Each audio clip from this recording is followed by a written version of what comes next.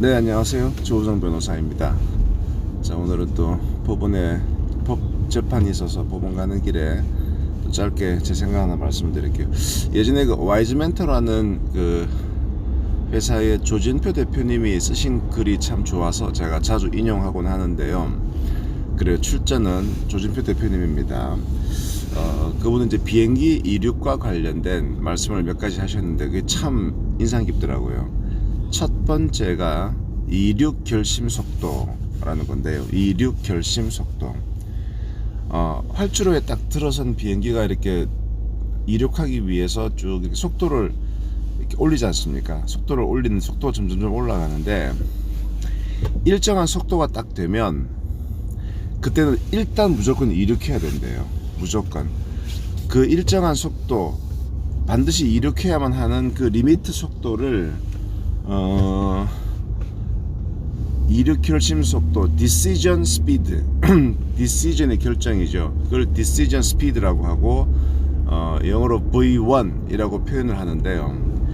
그러니까 비행기가 쭉 달리다가 일정한 속도 이상이 되면 멈추면 사고가 난다는 거죠.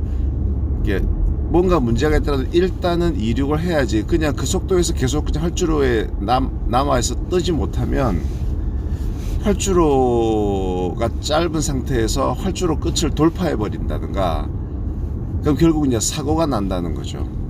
그래서 일단 일정한 속도가 넘어가 버리면 일단은 떠야 된다. 일단은 뜬 다음에 나중에 다시 돌아오더라도 떠야 되는 그 속도를 이륙 결심 속도라고 한다. 되게 좀 그 비유가 상징적이죠.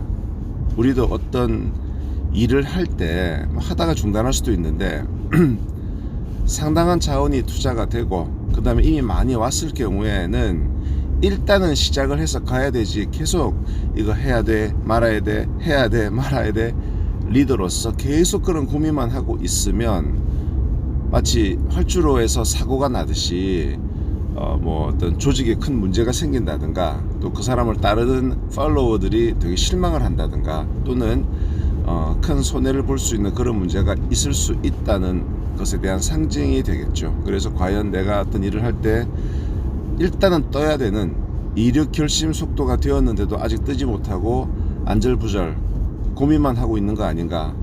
Time to act. 지금은 이제 행동해야 될 시간이다. 그런 생각을 한번 해봤고요. 두 번째는 소위 연착륙, 경착륙에 대한 건데요.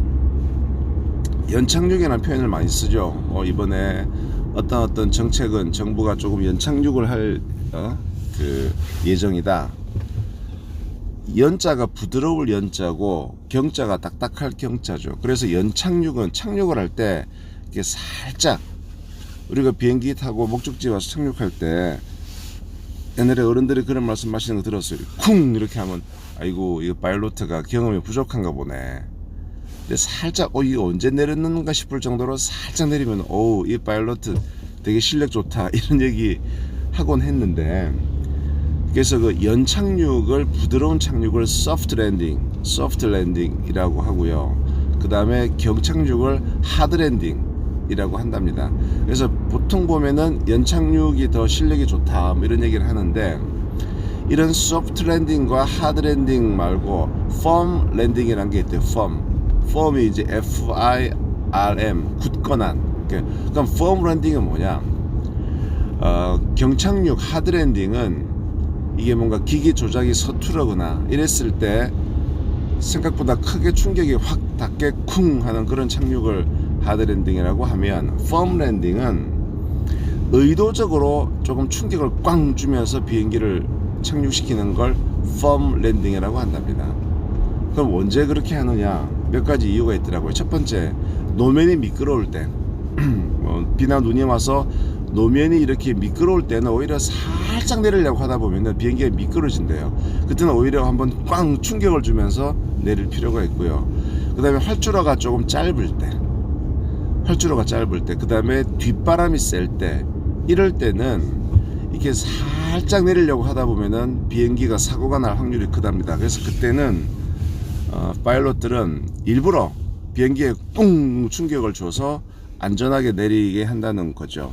그런데 이제 그 내막을 모르는 승객들은 쿵 그러면 아이고 이거 뭐 파일로트가 별로 실력이 없나 보네 이렇게 얘기할 수 있는 겁니다. 이걸 이제 뭐 조직으로 한번 돌려보면 착한 리더, 그 다음에 그냥 시끄럽지 않고 그냥 조용조용하게 넘어가는 게 능사야. 어?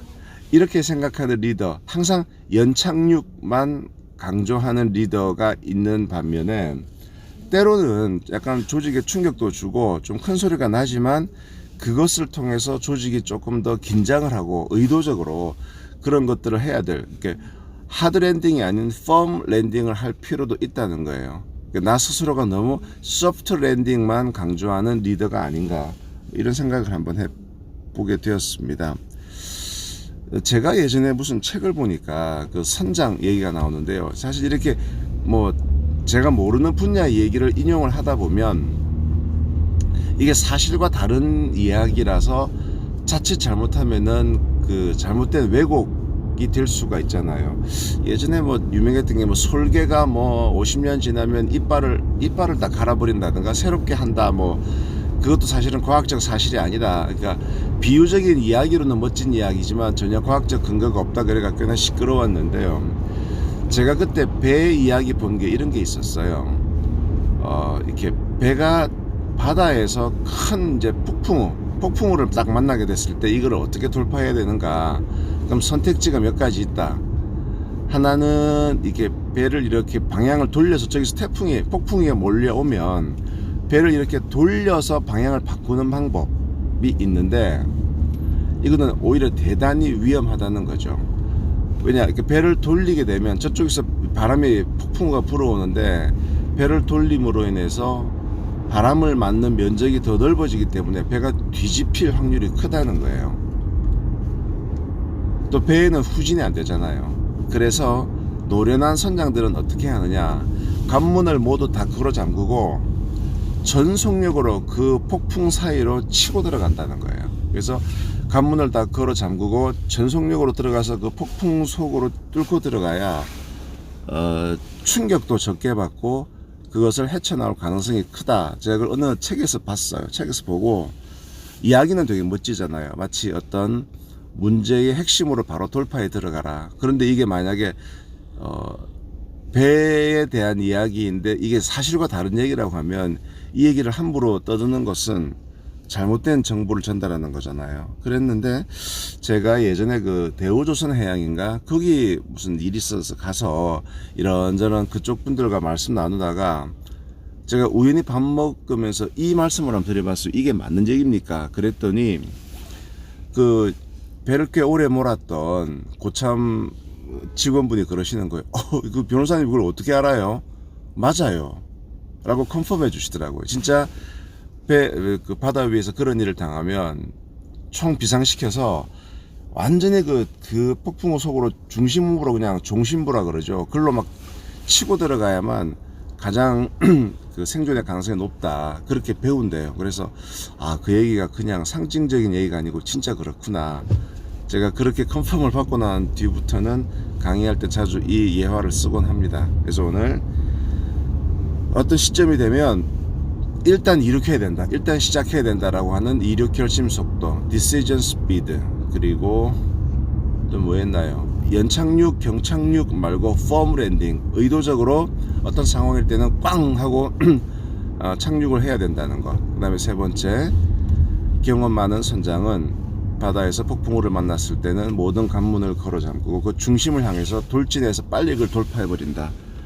이 얘기가 우리네 삶에 조금 도움이 되는 얘기가 된다 싶어서 오늘 아침에 공유를 드립니다. 이제 재판 잘 하고 들어가겠습니다. 지금까지 러프 머스트 노우의 조우성 변호사였습니다. 감사합니다.